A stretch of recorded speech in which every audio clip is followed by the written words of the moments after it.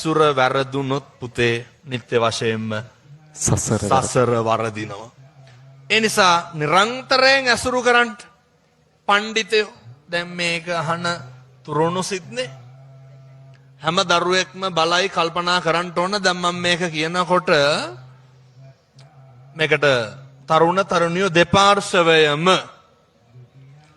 අපි ජීවිතේ කවදා හරි මොකක්ද කියමු බලන්න මොකක්ද මත්ද්‍රව්‍ය ඔය බීඩියක් කියමු තරුණේ පුතෙක් බීඩියක් බිව්වනම් බිව්වේ මට බීඩියක් බොන්න ඕන කියලා හිතලා කඩෙන් අරගෙනද කවුරු හරි යාළුවෙක් දීලාද